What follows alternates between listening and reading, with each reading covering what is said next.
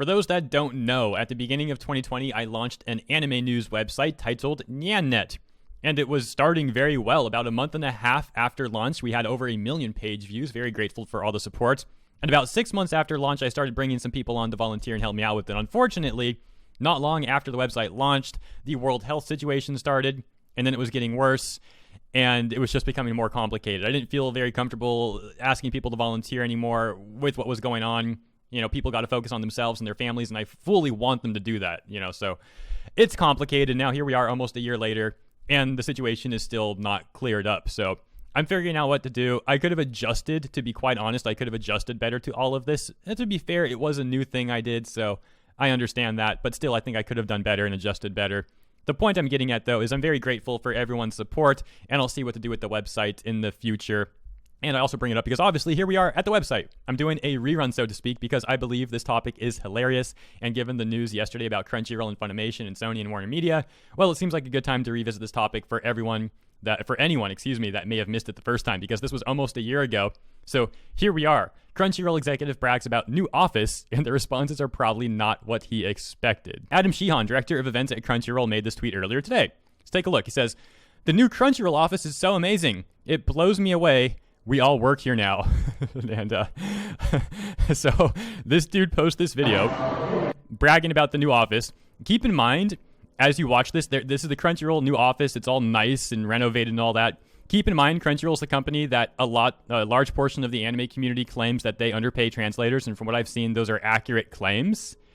And then here they are also bragging about having this fancy new office and all that. So this dude, director of events at Crunchyroll, posts this on Twitter, you know, essentially trying to brag or whatever. However, as the title of my report says, the responses are probably not what he expected. So the report continues to read, "The video shows the new office and numerous Crunchyroll employees talking, eating, and drinking, presumably during a lunch break. Anime fans were quick to snap back at Crunchyroll, pointing out hypocrisy and wishing Crunchyroll would do more to help the anime industry and their translators." Let's read some of these. "Fingers crossed that a position opens up." So the first comment, you know, someone is being nice and wanting to get hired, right? The response to that, "Positions open all the time. They just don't pay you." 23 likes versus 0. Dang, that's Crunchyroll? Then why does it sound like the intro to old Funimation dubbed anime? Good use of the, quote, support the anime industry money, huh? Wow, it looks like a cheap knockoff anime convention. This isn't exactly a good office. You didn't think this through, did you? Every time I feel guilty about pirating anime, I remember that you are the alternative. Dude, these people are savage. I love it. It's so hilarious. If this was what you mean about supporting the anime industry, I'm gonna just keep pirating. You clearly have the money to get a new office, but you can't pay your translators living wages. And this is one of my favorite pictures, the cat with the arms. Oh man, that's a hilarious one right there. I don't know how the cat had arms. I mean, that's obviously not photoshopped. You can tell this is a legitimate picture. Really crazy how, I don't know, man, the cat must be from Russia or something, I guess. This guy says, "Quit your job." Another person says, "Parasites." And this one says, "Spending big money on unnecessarily lavish offices. That's never gone wrong or looked embarrassing in the future." Also, an unrelated photo of John Romero's Ion. I was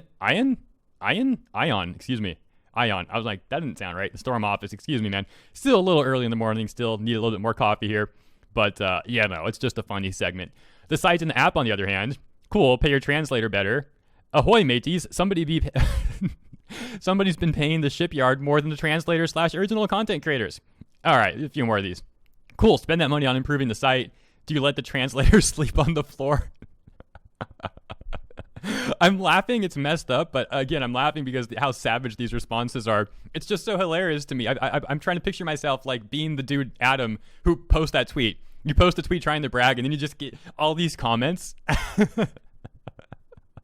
"Hey, totally random question," this other person says. "How come you pay your translators so little?" Another person says, "Pirate anime. See, guys, all your money helps the anime industry. Definitely isn't better to just buy merch directly from Japan. Sweet, you still only paying your translators $80 an episode? Wouldn't it be cool if you used that money to pay your translators?" And that's the end of the compilation here. And I guess that's where I'll end this video. We have quite a bit more to discuss today. So thank you for tuning in for this rerun, so to speak. Hope you enjoyed this segment, and I look forward to catching you soon for the second.